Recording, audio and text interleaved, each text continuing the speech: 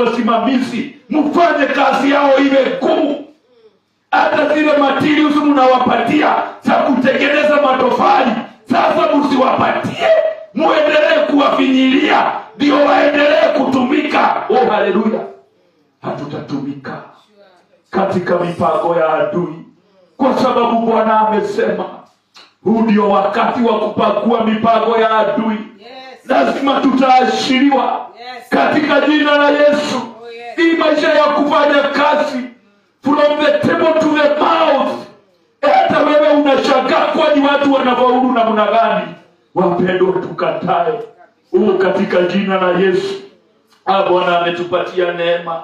Ametuambia Elisha angejua siri za adui ile anapanga katika kitanda. Naomba Mungu siku ya leo na wewe akufungulie hiyo milango, ukajue siri za adui.